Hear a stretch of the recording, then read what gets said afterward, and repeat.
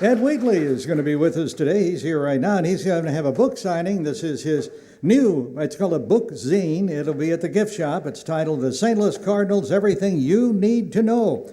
And Ed's on the show today to talk about the importance of sports in wartime to help keep up the morale of the civilian population and those in the military as well.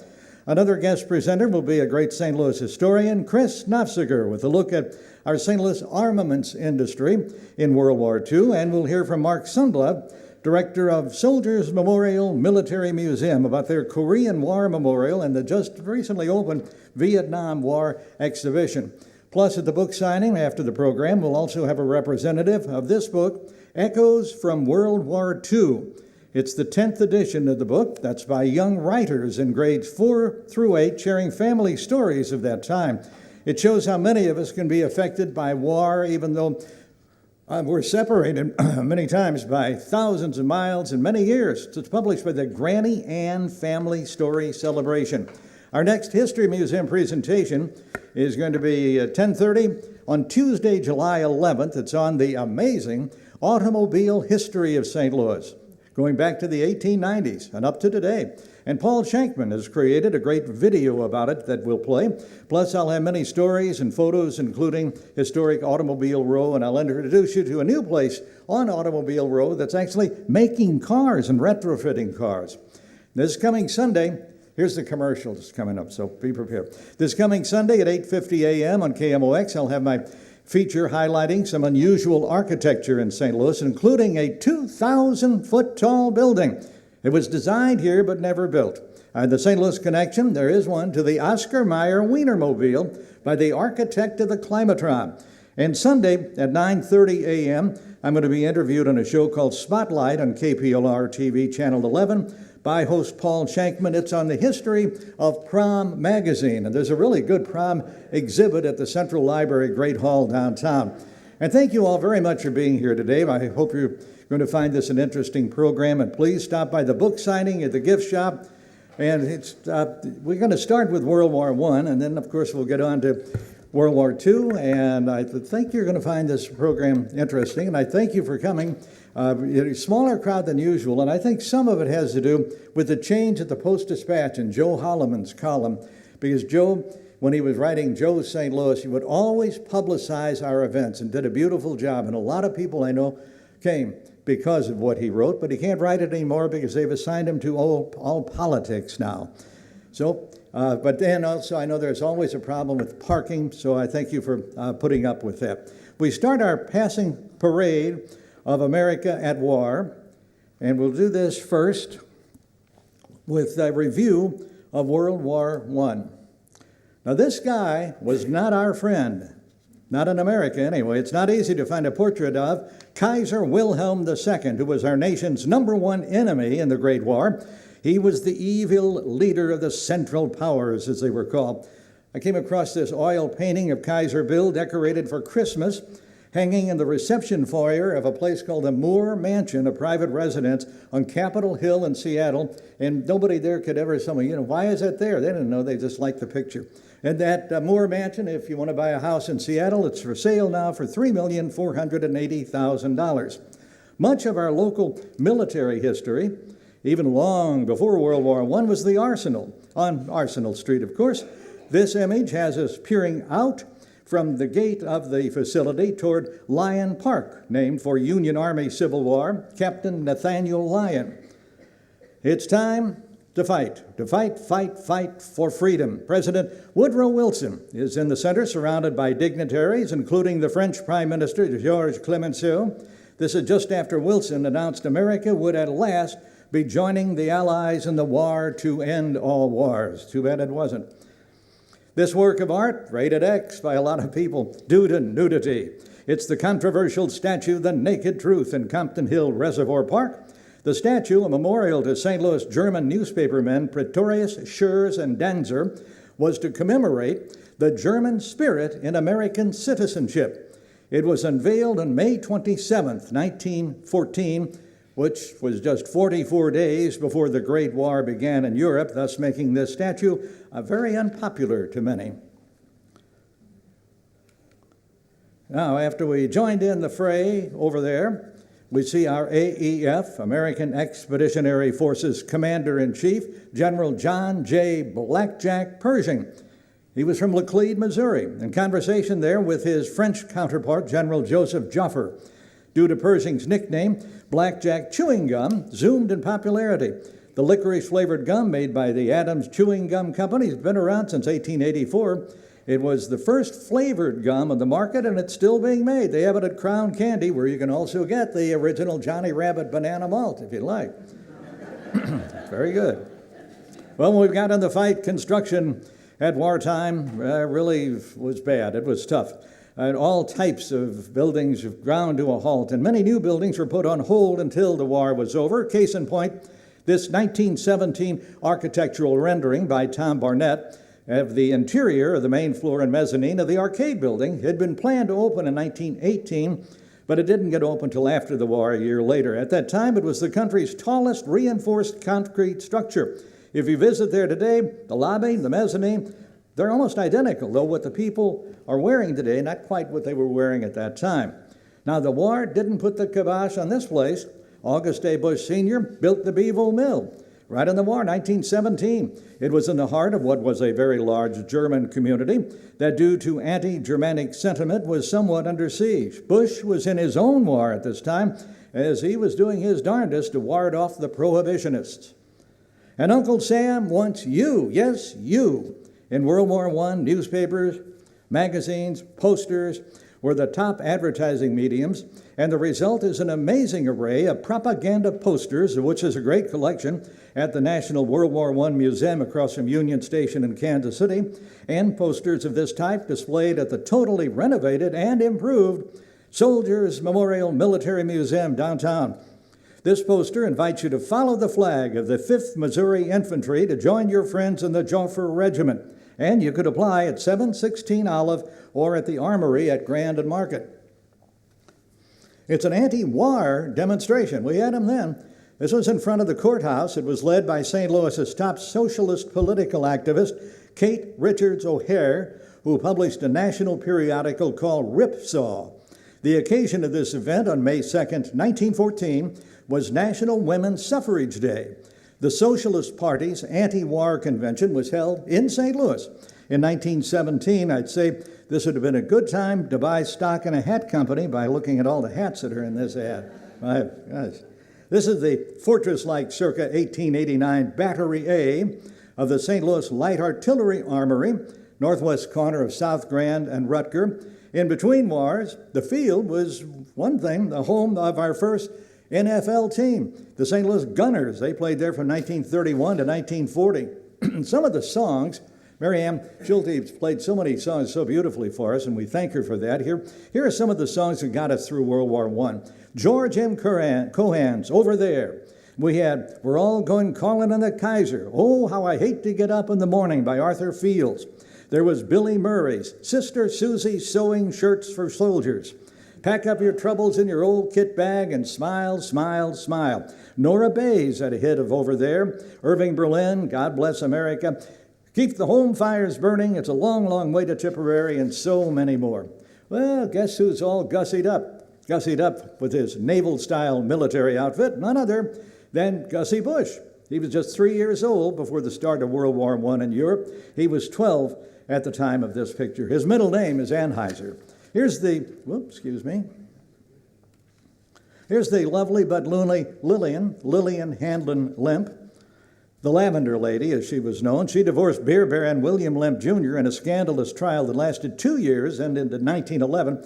It brought a lot of bad publicity both to the Lemp Brewery and the German community.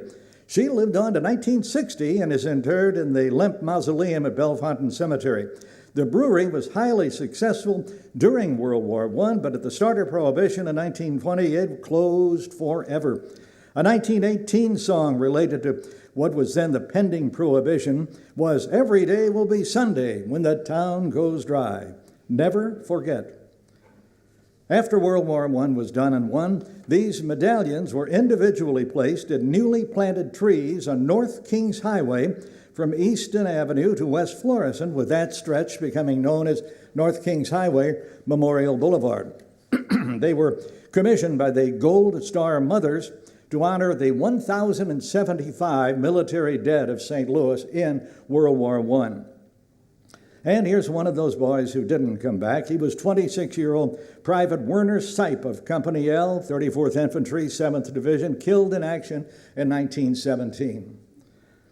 Now, don't put off till tomorrow what you can do today. Let's see, now I might have skipped something. Here it is. That's a very colorful poster about the Air Force, the Air Service. Very cheerful, an invitation from the Aviation Examining Board to join the Air Service. Serve in France. You could sign up at their recruiting office at 525 South Euclid. It's the mayor, Mayor Henry Kiel, in 1917, signing a proclamation honoring war workers. Kiel was mayor from 1913 to 1925. When he ran the first time, the early election results were that his Democratic competitor, Dr. John Simon, had won. So Kiel took off on a train to Texas on business, and he was notified by telegram that after all the votes were in, he was actually the winner. One of his greatest achievements was the passage of the $87 million bond issue of 1923 that included the money to create Soldiers Memorial, which opened in 1938.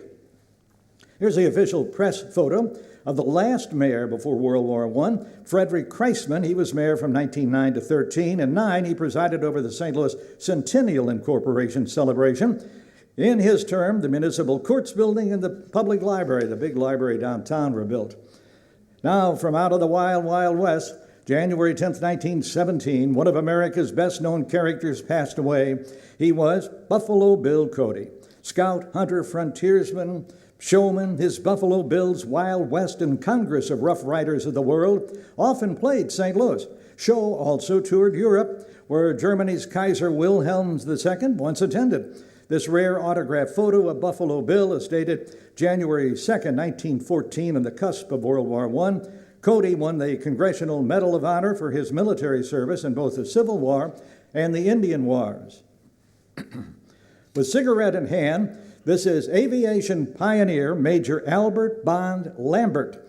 When he was in the Observation Balloon Division of the U.S. Signal Corps, he was stationed at Camp John Wise in San Antonio. Lambert was one of the key people who negotiated a lease for the United States government flying field, and then on the 20th of July 17th, that field would be named by the U.S. War Department for Corporal Frank C. Scott, the first enlisted serviceman killed in World War I in an aviation incident. It's today's Scott Air Force Base. That's oil magnate Henry Clay Pierce. Lived over in Vandeventer Place. He was head of the huge Waters Pierce Oil Company. So successful, Pierce was once one of the 4 richest men in America, though in 1927 he died broke. Waters Pierce became part of Standard Oil, and those joint concerns were heavily involved in supporting the United States military in World War I. Hail to the chief! It's President Woodrow Wilson arriving at the 1916 Democratic National Convention. Of course, it was right here in St. Louis, held at the Coliseum on North Jefferson between Locust and Washington. He'd get renominated and would win a second term as president. There are a couple major buildings that bucked the trend of the building slowdown of World War I. On the left, that's what was the Statler Hotel, and the one in the center, the Orpheum Theater. Both the Statler and Orpheum were erected in 1917. Statler is now part of the Marriott Grand Hotel. The Orpheum has been unused for several years, so it's owned by a religious organization with plans to renovate the theater for theatrical use.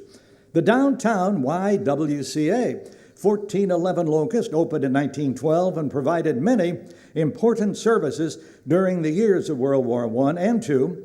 Since 1972, it had been home of the Reverend Larry Rice's New Life Evangelistic Center, homeless shelter. He still owns the place, but by order of the city, it's not now operating. This was the 12th Regiment Armory of the Missouri National Guard that opened 20 years after World War I. It was a Grandin market, quite a busy place during World War II. We have a familiar city site as it looked in World War I.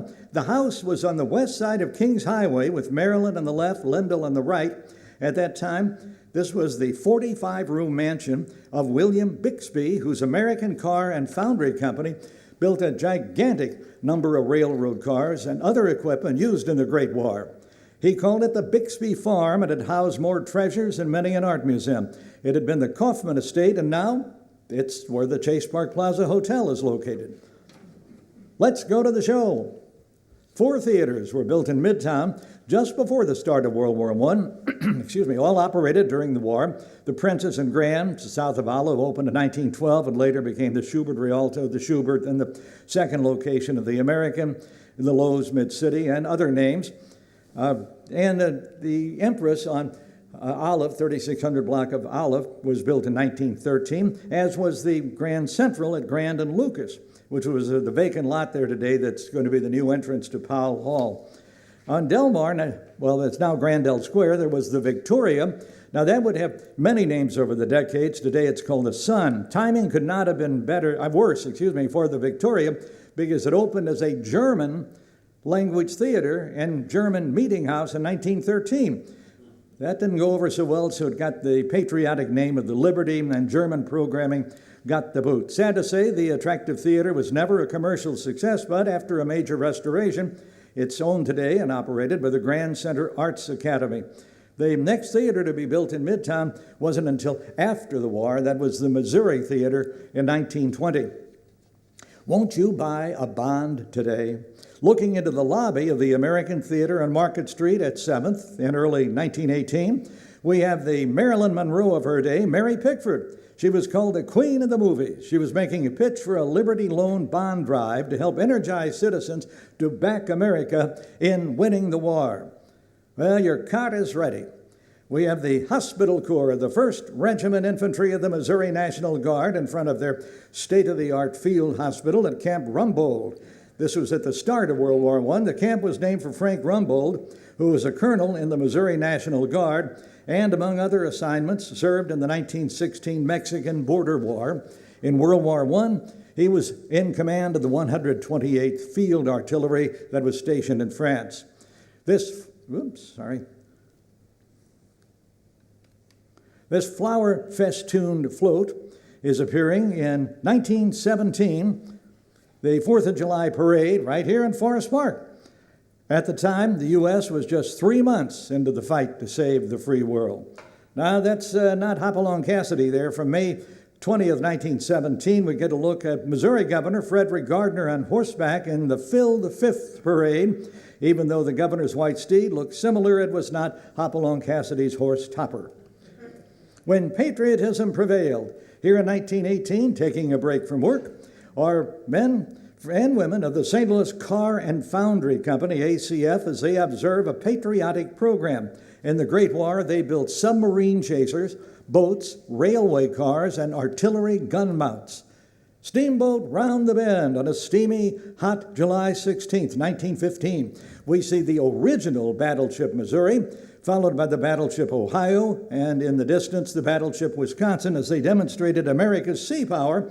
But they weren't coming up the river, the Mississippi, to St. Louis. They were actually in the Charge River in central Panama. There's a publicity photo showing us some of the men at Fort Riley having a relaxed alfresco mess hall lunch. The guys in back are the next shift of happy diners, I assume. They're possibly getting what was called the Iron Ration, which consisted of a 3-ounce cake made of beef bouillon powder with parched and cooked wheat, 3 1-ounce bars of sweetened chocolate, and packets of salt and pepper. This delightful dinner came in a sealed tin package that weighed 1 pound. Is that Mitch Miller back there? Patriotic sing-along right here at the History Museum in front of the Jefferson Memorial Building that we're in. That was when the building was just 4 years old. Today, it's quite a bit older. It's a location where music is still performed in the evenings on Tuesdays and Thursdays, I believe. Hold that pose. Even on close scrutiny, this 1918 photo almost looks like a statue of World War I doughboy on horseback on the Broadway side of the courthouse. But it was a real horse and a real man. That's the St. Louis Times and the Westlake Post building. Westlake Post, a German language newspaper, in the background. Even though the Westlake Post was a German paper, it survived the considerable discrimination of German culture in World War I and continued publication until 1938. Sunshine on Your Shoulders. John Denver would love that song. We've got a Keystone View Company stereopticon picture here from World War I, selected from the hundreds that are in the collection of the Missouri Historical Society Library and Research Center at 225 South Skinker. This one is titled, Sunshine Keeps Our Soldiers Healthy. It also suggests the daily sunning of equipment and clothes to help them last longer. Now we have a, I'm sorry, I think wait a minute, 1 second. There she is. She wants you. A tempting offer. This provocative damsel proclaims, I want you for the Navy. It offers a promotion for anyone enlisting. You could apply at any recruiting station or with the postmaster. Now, to prove that war is hell, from Le Bus, France, in 1914, we see a group of dead German soldiers rotting in a trench. The description was a rotting shambles, showing that animals also suffered great losses in World War I. This is a group of horses that were killed in battle. There were almost as many horses and mules to die in the war as people. The death toll was 20 million people, 21 million injured. Many of those unfortunate animals were shipped to Europe from St. Louis, from the National Stockyards, mostly in East St. Louis. Meanwhile, back in the home front, we had happier times like this YMCA Welcome Home Parade. Here's the parade, which had just ended in front of City Hall in early 1919. The parade was for the 128th Field Artillery, and again, I see hats are still very popular. I know the Levine Hat Company down in Washington likes this picture. Welcome back, and thank you. Well, wait 1 second. Welcome back, and thank you is a very small part of a parade as it headed downtown. This is on Locust in Midtown, and actually those buildings on each side that we see are still there, but the people, unfortunately, are not. We have another salute. This Welcome Home event was held by the YMCA for the 12th Engineer Regiment. It was in St. Louis, but just where it was, I'm not sure, lost to memory. But they too, look at all those hats. I can't get over that. What's in a name? This is the great hero of the United States of America in World War I. It's General John J. Pershing, at a 1919 appearance in St. Louis. He was 87 when he died in 1948. Our Pershing Avenue was named in his well-deserved honor. The street was originally named Berlin Street. Well, that's our part of World War I. Later on, we'll get to World War II. We'll also have a little about Korea and Vietnam. Chris Nofziger is our first speaker today.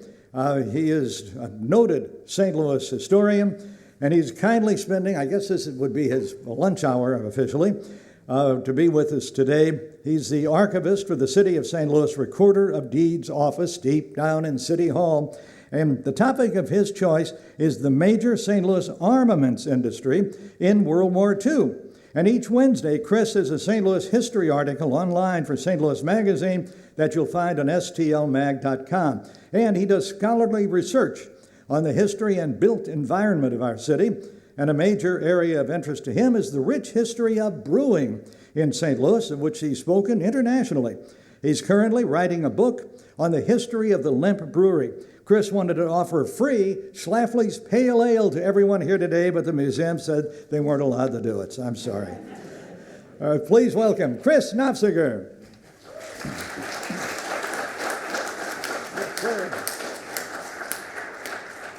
Well, thank you so much for that introduction. It's so great to be back. It seems like from the pandemic, it's been years. Well, it has actually been years since I've been here. So thank you, everyone. I'm going to focus primarily on the Army Ordnance Plant, which is up on North Goodfellow.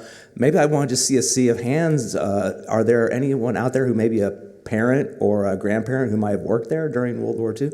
Yeah, I figured there'd probably be a couple. Anyway, I looked into this because it's one of those places that you always used to see driving by on Interstate 70. There was that huge building that they tore down a few years ago. Yeah, I saw you make the hand gesture, like exactly, sort of that horn-shaped building, which is no longer with us, but I think is definitely kind of imprinted in everybody's memory. So we'll learn a little about that, and let's see if I can get these. Okay, so.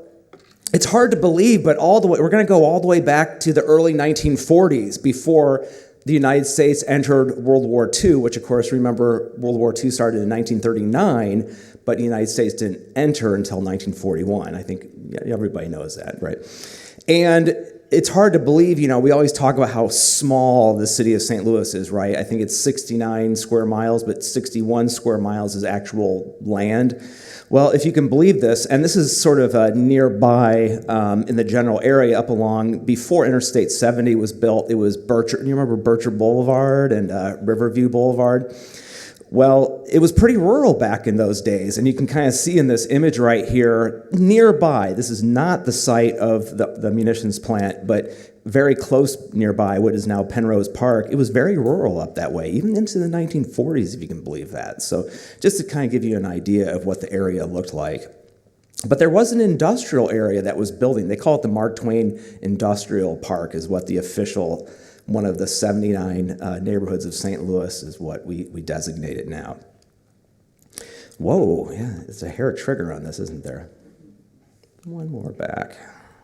There it is. And due to the benevolence of St. Louis County, they have these aerial photographs from 1937, and because this is actually close enough to the county border, we actually could kind of cheat and see what it looked like in St. Louis City. And you can see that major boulevard kind of going right through there. That's actually Goodfellow. And you can see the site. It was basically around, it was about 130 acres. And this is 1937. As you can see, there was really not much there. You can see some of the subdivisions of what we call Walnut Park over to the northeast. You can see Riverview Boulevard kind of curving off there to the right. And then, watch this. Just 2 decades later, you can see how what became the world's largest ordnance plant in the world was right here in St. Louis. It was gigantic. So let's look into the story of how that happened. Right here, and this is the actual deed from the Recorder of Deeds office where I work. I always want to make a plug right now. If you're ever interested in family history, come on down to room 129 in City Hall. We have deeds going all the way back to 1804. We even actually have some Spanish colonial deeds as well. We have marriage licenses going all the way back to the beginning. We have death records up until 1909, birth records, a little bit of adoption records, not many. But I just wanted to show off right here. This is the actual deed where General Electric, which owned the land, I think they were probably planning on building a plant up there. But instead, in a little bit of patriotism, this deed records how they sold it to the United States government in 1941 in order to build the ordnance plant. It sounds really kind of unbelievable, but back in 1941, the United States kind of knew that we were going to probably be drawn into war against Germany and Japan. And there was only one munitions plant in the United States at the time. It was in Frankfort, Pennsylvania. And they started getting to work building capacity. And the United States normally built these munitions plants out in sort of rural areas where there was a lot of land. The plant here in St. Louis was actually very unique in that it was in an urban area. In fact, originally they were planning on building it out in East Alton, which if you know about the manufacture of bullets, that's the location of what we call the Western Cartridge Company, which is still in business to the present day. And they realized that, wait a minute, there wasn't enough workers out in East Alton, so that's why they decided to move it to the city of St. Louis. They contracted with Western Cartridge to actually operate it, however. So if you're wondering what's going on here, the deed right here, those big long descriptions, that's the legal description describing the property. As is typical with industrial areas, it's a very complicated legal description, and you can see all the signatures. It's pretty cool. You can find deeds like this for every property in the city of St. Louis down in room 129 at City Hall. And so they got to work building it. It was designed by the very famous firm of Morin, Russell, and Crowell, and also Mulgard as well. Mulgard actually was who designed the gates of Vandevener Place as well. Very simple, very utilitarian buildings. It's actually very interesting. The general who was the quartermaster general of the Army, he actually designed the Pentagon as well. He kind of wasn't the only designer, but he basically was the mastermind behind building the Pentagon in record time as well. You can see the construction of it right here. Like I said, a lot of these buildings are actually still standing. Here is that very famous General, I guess it's pronounced Brian Somerville. He went by Bill, which is a little bit easier to pronounce. From Arkansas, really kind of known as one of the most famous and sort of one of the most successful, and won all sorts of citations for his management of the war effort.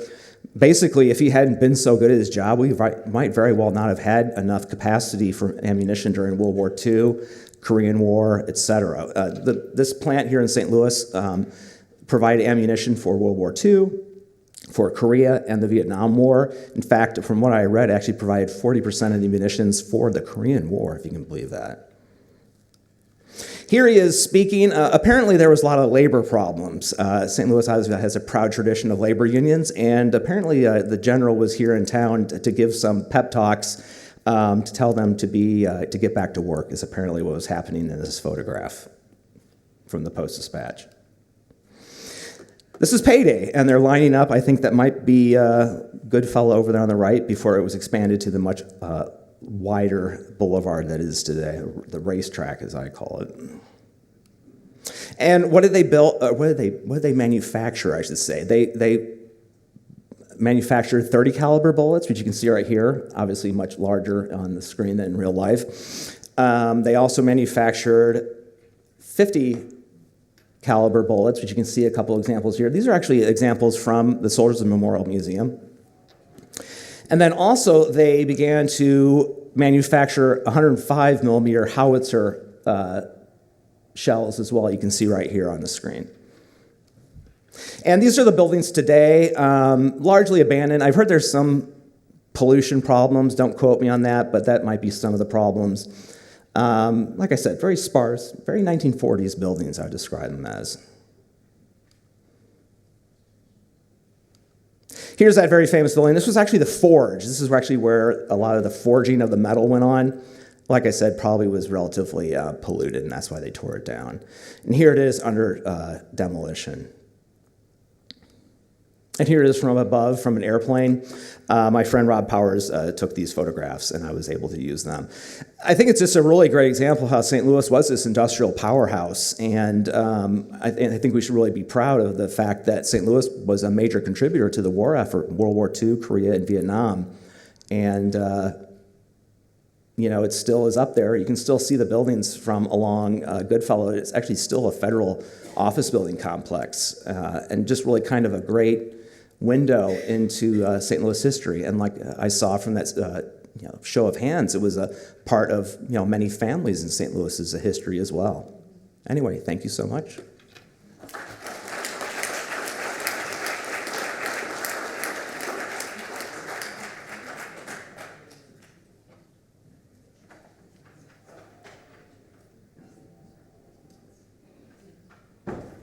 Very interesting. Thank you, Chris, very much. Appreciate it. Ed Wheatley is here with us today. I was talking with Keith Kohler of the Clarendale Clayton. That's that big retirement building at Clayton Road in Hanley. Talking to Keith about his father, Charlie, a World War II veteran who's still with us, about the importance of sports to help keep up the morale on the home front in wartime. And he said that his dad, who had, I believe, a .550 batting average playing baseball for McBride High, was so good that he was signed with the Brooklyn Dodgers and was in their farm system when the attack on Pearl Harbor happened. He quickly signed up for the Marines, which was right at the time that all branches of the military started baseball teams as a morale booster for the troops and to create friendly rivalries between the branches.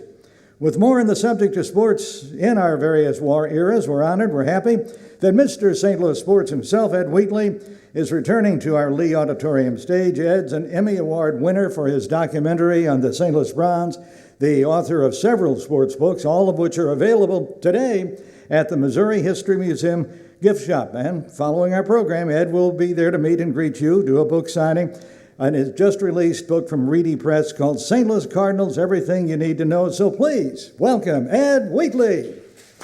Thanks a lot. Thanks, Johnny. Good to be back. I like, as Johnny had his theme in his opening about hats, I like all the Cardinal hats, but I think Bill Moriarty's got the best hat there from the St. Louis Browns that he's wearing back there. So there he goes. Anyway, yeah, well, speaking of St. Louis sports has been I wrote this book here, Why We're the Best Sports City in America. And 2 weeks ago, we had this place full with all the sports legends of all the sports. I mean, we were the world capital of bowling, the tennis hub of America. We were the wrestling capital of the world, soccer capital of North America. And we had this stage full of all these panels of these great athletes. And that's what we're going to do today. And yeah, Johnny, these books, we used to do these big coffee table books, but man, they're getting so expensive, $40 or more. So, I like them to ring up under $20, so we found a way to do that with a company. So, yeah, we've got a good history, and we're going to talk a lot about that today because from the Civil War to today, baseball has been a distraction and a form of entertainment during tough times. And, of all the things, we are a baseball town, the best baseball town in America. It may not show it in the standings this last couple of weeks, but we are. I mean, back in the Civil War in 1849, when baseball was first major leagues created in Hoboken, New Jersey, not Cooperstown. That's a myth. They finally admitted it. Last time I was speaking up in Cooperstown, I found the plaque that says, no, it's Hoboken, New Jersey, but baseball came to St. Louis. Here in the middle of the Civil War, the famous Currier and Ives photo painting and drawing, what are they doing? They're playing baseball. This is in a Confederate prisoner of war camp. These are the Union soldiers playing. So, baseball has been a form of recreation and things all through the time related. And, and when World War I came about, this is a military parade, it looks like, but those are soldiers with their bats as rifles. And this was an occurrence that happened throughout the cities, and they were generally tied to the war bond savings programs that Johnny spoke of. You would come to the ballparks, and these were these big patriotism moments. It happened almost every homestand, and it would be replicated again during World War II. So this was a big deal, and it brought patriotism. When you see, the New York Yankees here, going and marching like they're ready for war, which usually they did in the baseball leagues. But anyway, interesting thing happened in World War I when on July 1, 1918, the Secretary of War, Newton Baker, issued a work or fight order. He said all draft-eligible men who worked in non-essential vocations must sign up for war-related work or risk being drafted for battle. A lot of the players, Babe Ruth, Ty Cobb, the big stars, they all signed up and went to war. And then the others were soon being drafted. We needed this effort to go over to Europe. And baseball actually stopped play on Labor Day, September 2nd, 1918. The season was over. They quit. They didn't go through all September because that was the war effort that was happening. Support and rally the troops, okay? Well, we went over there, and all that. Well, we came back, and things were calm. We had the growth of our society, the roaring 20s, and then we had the Depression. And, baseball lived and started becoming America's game, the great, and the Cardinals, think about the Cardinals, the 20s, 30s, the 40s. They owned the National League. That's how come today, next to the Yankees, they got the second most championships. So, things are going well. We got the Gas House Gang in St. Louis, this rough and tumble, scrudgy, baggy, dirty uniforms compared to the great, stoic, white, pinstriped Yankees of rich New York.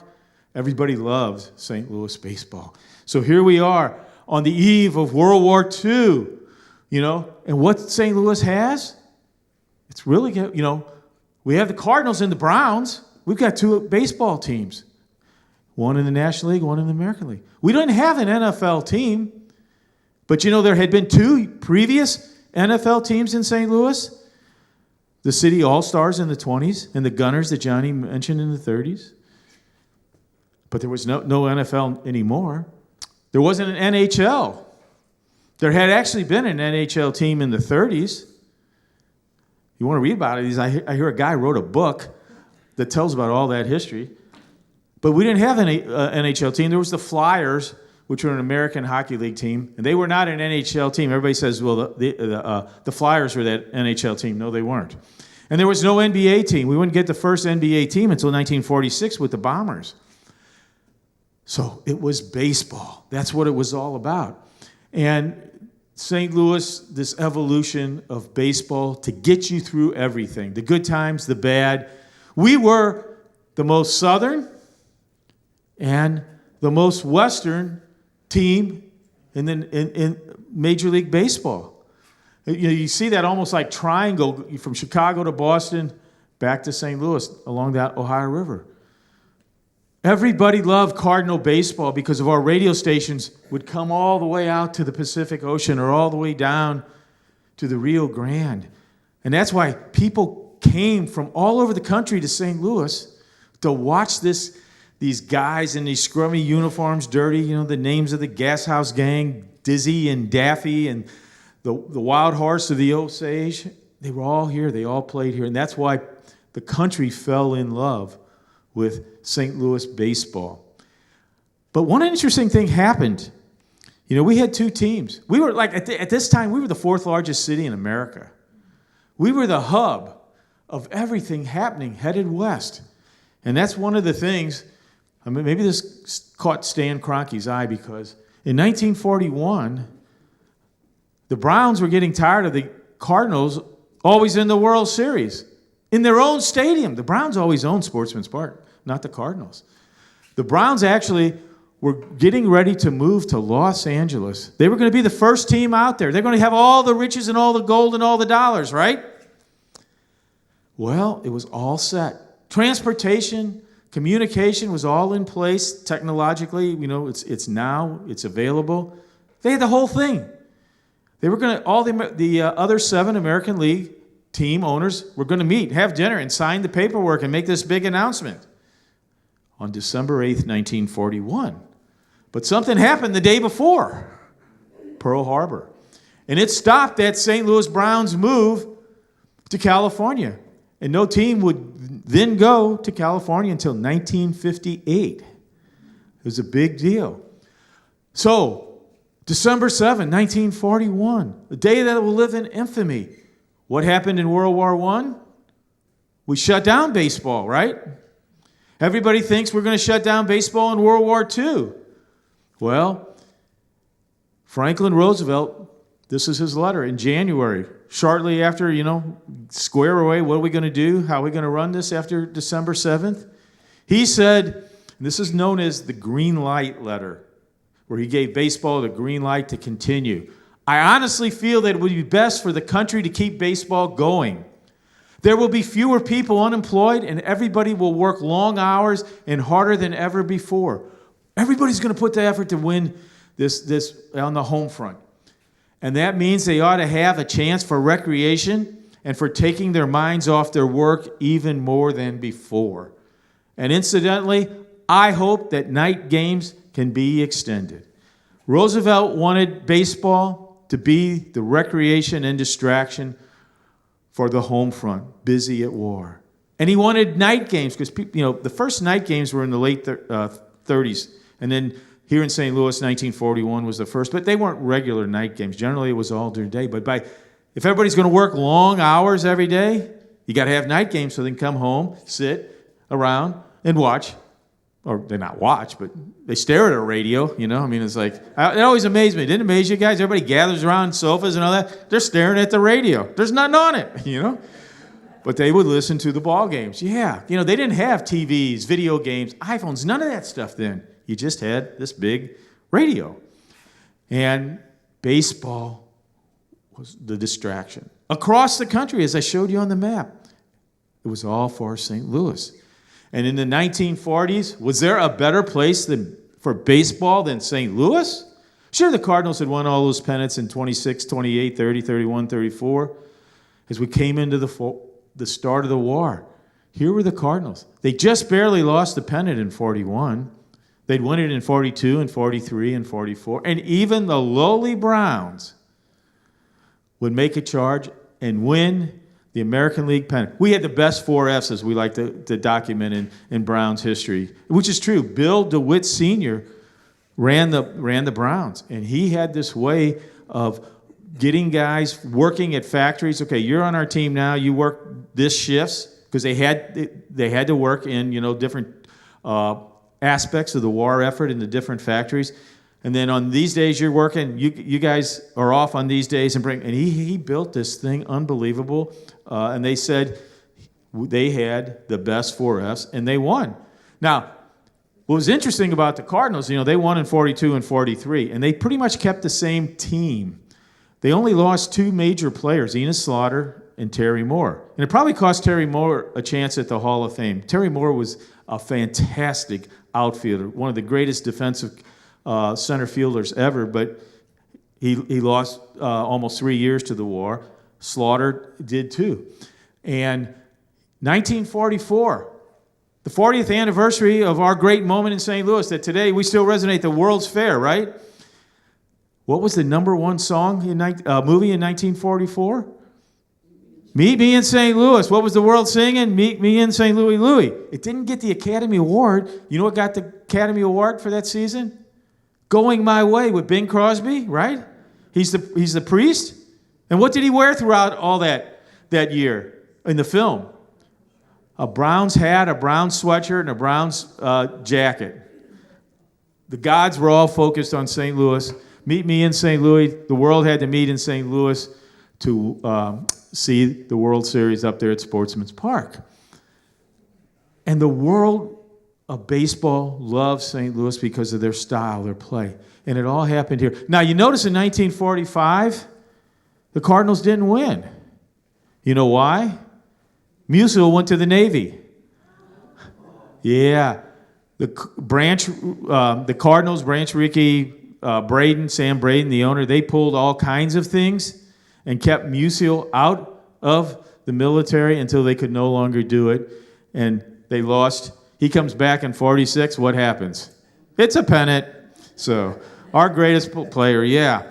And no, I speak in schools and all over the place. That Musial is the greatest Cardinal. Pujols was fantastic. Musial played his whole time here. Pujols gave us the greatest 11 years ever in the history of baseball. His first 11 and his last half. But the 10 years he also gone wasn't good. Musial, and I think that tells the story. All of a sudden, they lose in 45. He comes back, they win. But the thing about war, besides the distraction and the entertainment it provided, it really opened up doors. This is Pete Gray of the St. Louis Browns. It created opportunities and hope. You see something unusual about this major leaguer? He's got one arm, right? He had lost that as a kid. But he still played ball, and he had a shot. In the 1944, he was the MVP of the minor leagues. And again, the caliber of players were gone. Like I said, we had so many. The 1942 team that the Cardinals played, the next year, all 8 starting players on the Yankees, their opposing team, were in the military. Yogi Berra, if you don't know it, he participated in the landing at D-Day at Normandy. He was in the Navy. He was on a rocket launcher boat that was firing at the German lines. All these players had some aspect of impact. But for Pete Gray, he became a model for people. And I don't know if you saw one of my films, and actually the Browns films, people are asking me, they're going to be the first week of June back on PBS, and we're working on some updating things in the studio. But, I had a guy tell me his dad would make him come and see Pete Gray play in 1945. He played just in 1945 because he was crippled in his leg. And he said, look at this. If this guy can play Major League Baseball, look what you got. That's nothing. You can do it all. And for all the soldiers that were wounded and maimed and handicapped by the war, he became the inspiration. If Pete Gray can make the major leagues with one arm, think about what you can do. And not only was it Pete Gray and how he impacted here, things were changing. How do you have a war in your society? Blacks and whites worked on the home front, in factories together. They were on the front lines together. Willard Brown, who I'll show you in a minute, and Hank Thompson, one was at Battle of the Bulge and one was at D-Day. And here in St. Louis, Sportsman's Park, this is the inside of Sportsman's Park, it was the last stadium in the major leagues to integrate, because prior to that time, all the African Americans had to sit in the pavilion here. And then on May 5th, 1944, the Browns and the Cardinals said, the grandstands are open and they can come into, any of the stands around here.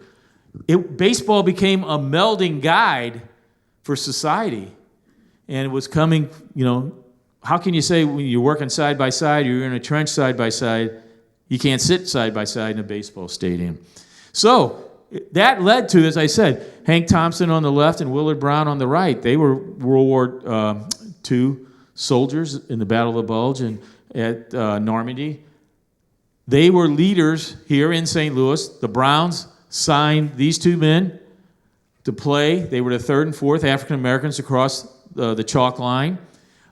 St. Louis Browns were the first team ever in baseball to have two African American players on their team. And I think that's something we lose in all this talk of St. Louis, that we had heroes here. I mean, it would be not till 1954, Tom Alston, 7 years later, when the Cardinals, it would take them that long. In 59, 12 years, Boston, the cradle of democracy, would put Pumpsie Green on as their first African-American player. St. Louis was right up there days after Jackie Robinson. And not only one thing about baseball and how it changed our society and supported change. Remember the League of Our Own, right? Yeah. I want to tell you, I spoke at Cooperstown one time, on a different time with these women in the reunion of the All-American Girls and the League of Our Own movie. Oh, boy. When these gals are in their 90s, I could only imagine what they were in their 20s, because their potty mouths and ability to still drink. Whoa. But anyway, we had 5 women play in the All-American Girls Professional Baseball League. There wasn't a team in St. Louis. The teams kind of, if you go from like Minnesota, Wisconsin, all around the Great Lakes, it was created by Charles Wrigley, Wrigley Gum and Candy Bar and all that. He had that, and these women were the entertainment for all the big cities, Chicago and Fort Wayne, Detroit. And we had 5, probably the greatest was Rita Meyer, and we had Edna Frank, a catcher, Audrey Kissel. You remember the story of Betty Spaghetti about her husband died? They thought he was dead and all that.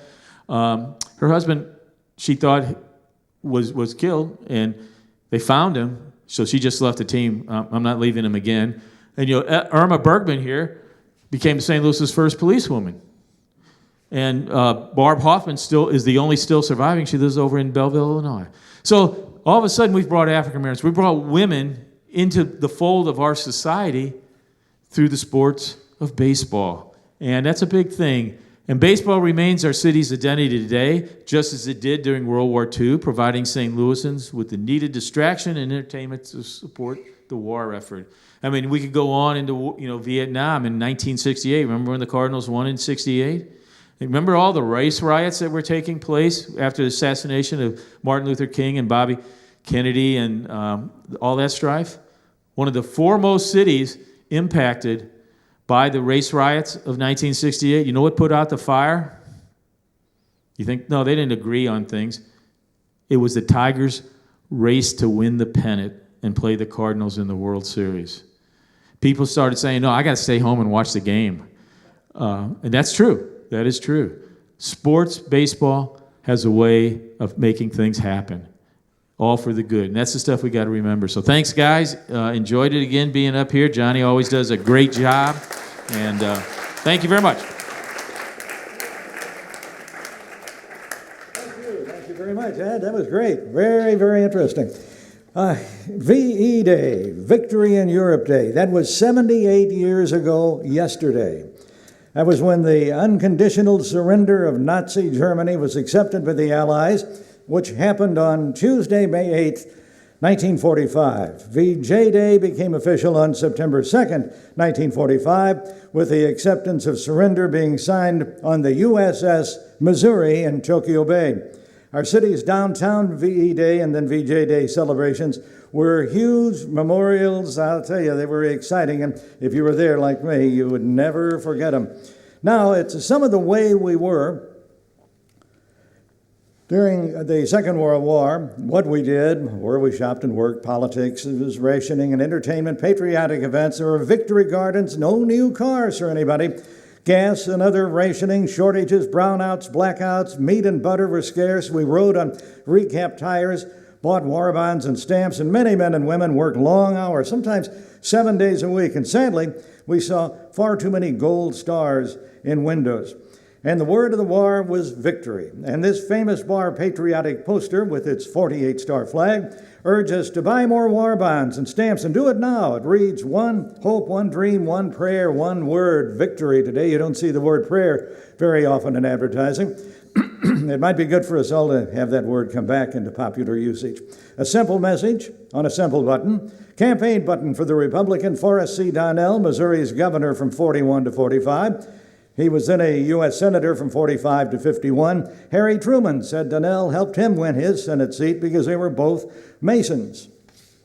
And it's Barney back again. Barney Dickman, mayoral campaign button. Barney and his brother Joe were in the real estate business. Barney was mayor of St. Louis from 33 to 41. During the war and for years before and after, he was a big force in Democratic politics. And he was the mailman. Yep, Barney Dickman in 1945, when he was St. Louis postmaster, had that job from 43 to 58. There was a rare elephant in City Hall, photo portrait of William D. Becker, a Republican, who succeeded Dickman as mayor of St. Louis in 41. And this was Mayor Becker's last parade. He's in the center of Soldiers Memorial Reviewing Stand at the 1942 Armistice Day Parade. On August 1st, 1943, Becker, William Robertson of Robertson Aircraft, and 8 others took part in a public demonstration of a new Robertson glider with a planned flight over St. Louis. But tragically, one of the glider's wings broke off. The glider plummeted to the earth and killed all 10 on board. Well, we were serious. Let's see, if I get that. Yep, serious about civil defense in wartime. And air raid wardens, of which there were hundreds in St. Louis, made good use of report books like this, as well as this how-to book, a manual for practice blackouts, issued in July 1943 by Commander Nelson Cunliffe of the U.S. Citizens Defense Corps for use within the corporate limits of the city of St. Louis. 1943 photo, we see Vice President Harry Truman at the Chase Statler Photography Studio, then at the brand new Statler Hotel in D.C. Harry had a lot of nicknames: Haberdasher Harry, Give 'em Hell Harry, and the Man of Independence. And now, a faded personal letter on Truman's official stationery, dated January 31st, 1945, from Truman to a friend, Horace Deal, head of H.B. Deal Construction Company at 1218 Olive in the Mopac building. In the letter, Truman writes, "I appreciate the complimentary things you said about my prospects of becoming president," but at the very bottom, in a handwritten note, he said, "I don't want to be president." A sad connection to a recent event from Emerson Electric. This is the cover of a souvenir program for their turret plant, their open house family day, Sunday, April 16th of 44, at which Emerson was showing how they were backing the attack in the Axis with our fighting air forces. The planes are Boeing B-17 Flying Fortresses. Sadly, one of the original World War II B-17s crashed and burned in 2017 at Bradley Airport in Windsor Locks, Connecticut, killed 7, 16 injured. The plane was making a nostalgia promotional flight. There are some songs, incidentally, from World War II. Andrews Sisters, Boogie Woogie, Bugle Boy, Praise the Lord, and Pass the Ammunition by Kay Kaiser. When the Lights Go On Again All Over the World by Vaughn Monroe. Johnny Mercer's G.I. Jive. Coming in a Wing and a Prayer by the Song Spinners. Der Fuhrer's Face by Spike Jones and the City Slickers. Bing Crosby's White Christmas, of course. I'll Walk Alone by Dinah Shore. Kate Smith's The Last Time I Saw Paris. Kitty Callan's It's Been a Long, Long Time. And Louis Jordan had The Ration Blues. These images show Emerson gun turrets on 3 U.S. World War II fighting aircraft. At the top, it's a consolidated Vultee B-24 Liberator. In the center, a Grumman Avenger, and a Boeing B-17 is at the bottom. B-17 produced from 1936 to 1945. 12,730 wanted planes were built. 4,735 lost in war. There are just 4 B-17s today. Meanwhile, back in the home front, on stage here at Kiel Opera House, conductor Vladimir Goldschmidt leading the St. Louis Symphony Orchestra in this official photo of the 1945 season. Looking suave and pensive in his street clothes, we see Goldschmidt, the baton twirler, who was head of the symphony in the war years. Hitting the high notes in this publicity picture, St. Louis-born Wagnerian soprano Helen Traubel. Along with Leonard Bernstein and Oscar Levant, they were among the featured performers with the symphony in autumn of 1945. Helen Traubel, born in 1899, she was one of the stars of the Metropolitan Opera. Her father was a pharmacist and owned the Grand and Victor drugstore right by the Shenandoah Theater, and she was raised in the area southwest of Choteau and Jefferson. In this Shell Petroleum ad, we get a look at Lieutenant Jimmy Doolittle. He was inviting people to visit the Shell booth at the International Aircraft Exposition in 1939 here at the arena. At the time, he had an office in the Shell building at 13th and Locust. He lived at 716 Brittany Lane in U City, and he became a general and bravely led the first American attack on the mainland of Japan in 1942. On Wings of Wind, the slogan of the luggage sticker for Robertson Aircraft's St. Louis to Chicago route. The company began in 1918, based at Lambert. One of their pilots was a young guy named Charles Lindbergh. You got to go to flying school. At the onset of the Second World War, get a look at the von Hoffman Flying School's hangar with its next-door neighbor, the Robertson hangar. Von Hoffman was owned by Albert and Bernard von Hoffman. The school's office was in the Missouri Pacific building, now the Park Pacific, where KMOX is located. During the war, we also had aviation schools, such as Brayton Flying Service at the airport, Midwest Flyer School in Granite City, Missouri Aircraft Corporation offices in North Grand, and Parks Air College in East St. Louis, and the School of Practical Arts, which was on Hebert. Here's the Phantom, but I don't mean the comic strip character created by St. Louis and Lee Falk in 1936, who prior to that had worked at KMOX as a play director. The Phantom were planes updated rapidly in the war years into the mid of 1945 period. This was the last World War II version of the sleek McDonnell Aircraft Corp Phantom jet. On the left, Phantom test pilot Woody Burke and a McDonnell engineer on the right. No new cars for the duration. General Motors Chevrolet Fisher body plant, Union and Natural Bridge, switched from civilian to all military vehicle operation. And toward the right, we'll see under a big Quality Dairy sign, a little White Owl sandwich shop. And at the far right, there's the Pink Elephant Cocktail Lounge. From after the war, when it was done and won, we get a look inside the Chevy factory plant as they reconvert to making cars and trucks. That big pile of junk is actually manufacturing equipment to be used in putting fenders on cars. Now, here's how to do it. The important instruction booklet issued to all employees when they started working at the St. Louis Ordnance Plant, small arms plant, as Chris talked about, the world's largest manufacturer of 30 and 50 caliber ammunition for rifles and machine guns. Always time for a handshake and a smile. Members of the St. Louis chapter of the American Red Cross and a few of their many female volunteers are accepting a new canteen truck built at the Chevy plant. The group on the right are all smiles. Their spokesman just startled the guy, I guess, on the left. I think he had one of those novelty buzzers in his hand. I don't know. That's from, I've heard, Johnny Brock's when they were in the arcade building in the war. Downtown, where everything was waiting for you, since suburban shopping malls are still far away. No such thing as Amazon either. Some of the best shopping experiences in the war happened at Sticks and Famous and Scruggs. And this is part of the Scruggs building downtown. And kids did their share to win the war. What we have here is the front of a 1942 World War II Kids Patriotic Birthday card with the line, "A gift of war stamps for your birthday." This one came from Foster's Card and Novelty Shop, which is downtown at 401 Washington. In the war, first-class postage was 3 cents. Hissing the villain, well, that helped your mind relief from the war. As we can see, we're on the Golden Rod Showboat, Captain Bill Menke's place. He brought it here in 1937, and it was very popular in World War II. And Russia came to Forest Park on stage at the Muni. It's a musical Balalaika, a closing show of 1941. Who goes there? Well, that's what the sentry in front of the stone security post on the left might have said in 1943 as people approached the entrance to the then very active Jefferson Barracks. Bird's eye view of the United States Veterans Administration Hospital at JB in 1944. On the lookout for the enemy. We have a couple of soldiers stationed at Jefferson Barracks in charge of a very big gun as they watch for German U-boats in the Mississippi. They did a good job because no U-boats were ever sighted. This is part of a combat readiness training program showing what you should do if you run out of bullets, or forget to bring your bayonet, or don't have a hand grenade.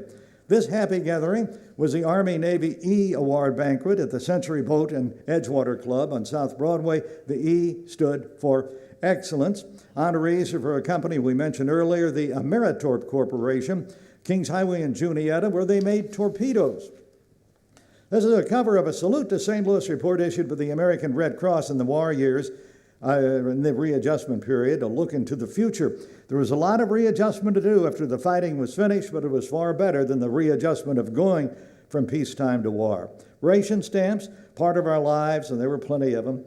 A lot of them that you would need to go buy meat, for example, at this A&P store on Delmar. Sticker shock, well, everybody had stickers. You had stickers for the car, like the C sticker was for professionals like doctors and so on, and the A sticker, like we see here, was issued to the general public. It entitled you to get 4 gallons of gas a week for your car.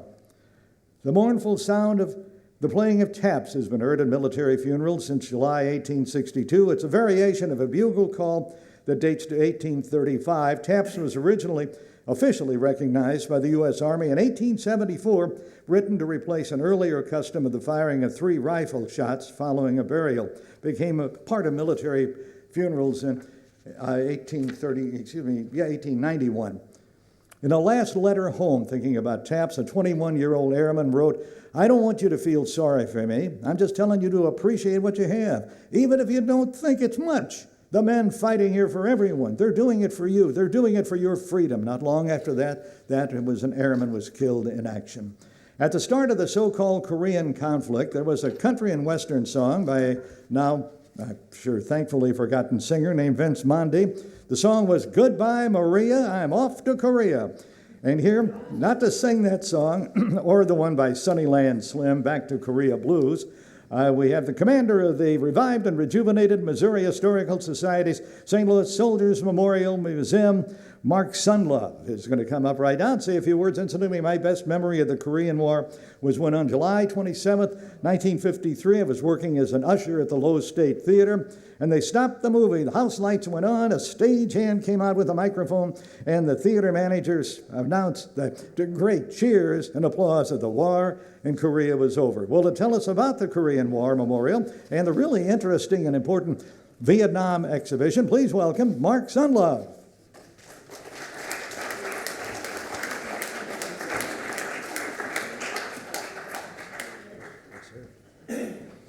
Oh my goodness, how do I follow Johnny Rabbit?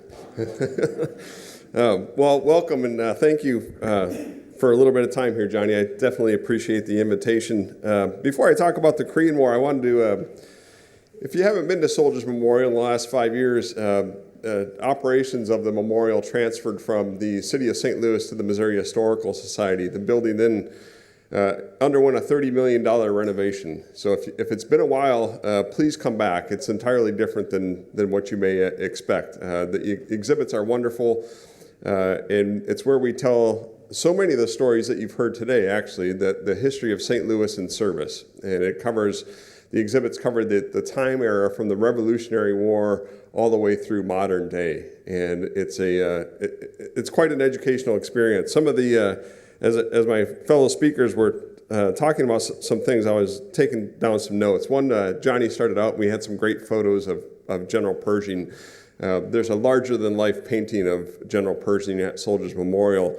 And one interesting thing that Ed probably is aware of, but maybe not, that painting cost the city $5,000 back in 1938. And as Johnny said, General Pershing was the man, the hero of the war, and it was absolutely essential for the city to get that painting into the memorial. But $5,000 was a lot of money at the time. And they were scraping and scrapping and trying to pull this money together. And there's one great article that I found, but haven't really done more additional research on, but they held a wrestling competition in the Assembly Hall of Soldiers Memorial as a fundraiser, which is one of the more interesting things I think that may have ever happened at Soldiers Memorial, and I wish I knew more about it. There's also in the new exhibition galleries, there's a larger-than-life image of Stan the Man in his Navy pea coat, much to maybe the dismay of the Cardinals fans to lose him to the Navy.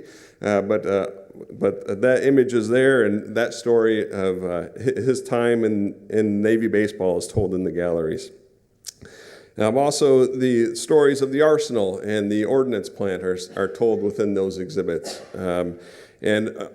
Johnny talked about the Emerson turret manufacturing, and there's there is an image of it in Johnny's slides of a B-24 and its nose turret, and there is a nose turret on display at Soldiers Memorial, and above it on the wall to the side there's a large image of the plant and the assembly line, and it's where you'll see a number of St. Louis women who are putting together those turrets to be put into those planes that were being flown overseas.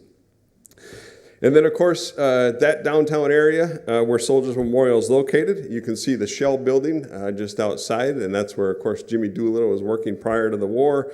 The original municipal auditorium, and then after going through a number of name changes, the Kiel and now the Stiefel Auditorium are right there in that area as well. So just as our speakers were going through these stories, there's just so much more that you can learn and see at Soldiers Memorial, all related to the content that you're witnessing today. But a little bit on the Korean War, which is, of course, part of the exhibitions at Soldiers Memorial. The Korean War, as we learned, what we called the Cold War turned hot, and that was on June 25th, 1950. Immediately following World War II, the U.S. was engaged in a Cold War with the Soviet Union, and this was marked primarily by the arms race and the nuclear weapons race. And this competition between democracy and communism spread across the globe and exhibited itself in a number of proxy wars, and this Korean War was certainly one of those, as the communist North Koreans swept into South Korea. The United Nations and the United States went into immediate action, went to South Korea, pushed the North Koreans out of the southern part of the peninsula and up into the northern part, and then eventually entered into somewhat of a stalemate. And by 1953, as Johnny remembers, July 27th, 1953, that stalemate came to an end with a ceasefire, not really a peace treaty, but a ceasefire, which ended that war, but permanently established the 38th parallel as a dividing line in that nation. And if you look at any nighttime aerial images of North Korea, you'll see that the North and South are two very different places today. And some say that the Korean War was not won, or just kind of ended without any decisive action. I think a lot of the veterans of that war would probably argue differently. And if you look at the success that South Korea has had, the growth and benefits that have come of that war for at least that part of that nation have been tremendous. Over 1.8 million Americans served in the war, 40,000 died. That's just short of 58,000 that died in the Vietnam War. The Korean War was an extremely significant conflict, lots of death, lots of destruction, and sadly is most often known as the Forgotten War. And so certainly one that is not forgotten at Soldiers Memorial, where this story is told of Corporal Leonard Scott, a St. Louisan who was wounded in September 1950 and has been missing in action ever since that time. His body was never recovered. And Sergeant Francis Gene Lindsay, his story is told there. He was a tank crewman who went missing November 2nd, 1950. In 2000, so 50 years later, a North Korean farmer tilling some of his crops came across a burial of 10 U.S. soldiers who had identification information on those bodies. And Sergeant Lindsay's body was identified. He was brought back to the United States, and in 2007 was buried in Arlington. His burial flag and other items are on display at Soldiers Memorial. And then, of course, we tell the Battle of the Chosin Reservoir, which is probably best told by some of our oral history interactives. A great man, a great St. Louisan, Harry Hope, who served and came to be known as one of the chosen few, a play on the term the Chosin Reservoir, an absolutely horrendous battle, a bitter cold 17-day battle. U.S. Marines suffered tremendous losses, but were able to extricate themselves from that situation but did lose a lot of individuals. And those individuals lived the rest of their lives, many of them with severe damage, physical damage from frostbite and other conditions that they experienced during that battle. And Harry, in our oral history interviews, tells that story extremely well and extremely moving. And then getting into the memorial aspect, because we do two things at Soldiers Memorial. One is we're a museum, and we're also a memorial. Most of the memorial aspect of our work is in the outdoors. There is the large granite cenotaph in our loggia area that commemorates the 1,072 St. Louisans who lost their lives in World War I. But as you move across the street, across Chestnut Street into the south block there, into what we call our Court of Honor, there is a Korean War memorial that was established in 1979. It has the names of 158 engraved names of St. Louisans who lost their lives in that war. That memorial was dedicated in 1979 at the same time as the Vietnam War Memorial. St. Louis played an incredible and important role in the Vietnam War, both through its soldiers who served, nurses who served in Vietnam, but also here at home in a number of different ways. And on Veterans Day of last year, we opened Vietnam at War and at Home. This is a 4,000 square foot exhibition that looks at the Vietnam War experience for St. Louisans, both those who served over in Southeast Asia and their experiences, but also what was happening here at home in St. Louis. And what was happening here at home is much more than the protests, which I think where a lot of people's minds immediately jumped to. St. Louis supported the war effort in a number of ways. The McDonnell Douglas produced over 4,000 F-4 aircraft here. That was the primary fighter bomber jet of the U.S. Military during the war.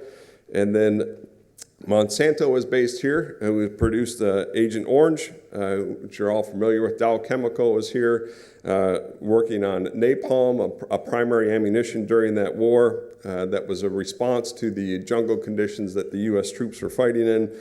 And of course, Anheuser-Busch sent pallets and pallets of beer over to the soldiers to help with morale. And many Vietnam veterans will remember the warm or maybe even sometimes hot beer that the best they could get, but they would take it. I encourage you to come visit this exhibit. It not only is a tribute to service members, but it's a tribute to St. Louis, and it's a way to remember those very challenging years in our city's history and what we all lived through during that time. Well, not me, I'm a little bit young for that, but certainly many of you. And finally, the legacies. Like I said, in 1979, the city dedicated 2 memorials in that Court of Honor space, one to the Korean War, those who we lost in the Korean War, but also those who we lost in the Vietnam War. And while we were conducting research for the Vietnam exhibition that's ongoing for the next year, we discovered that there were many missing individuals on that memorial.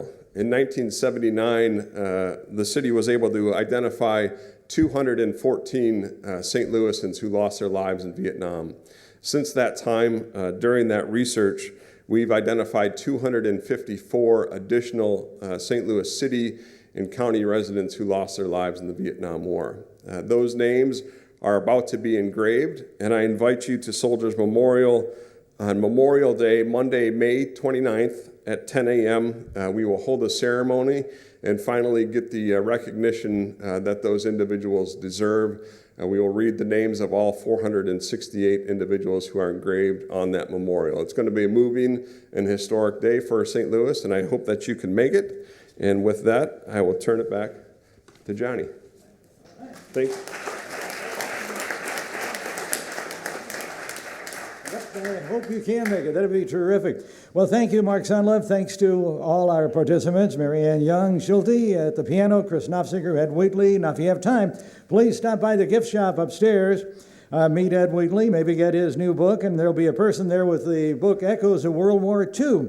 And add, if you will, our next show to your calendar, Tuesday, July 11th, right here at the Lee Auditorium.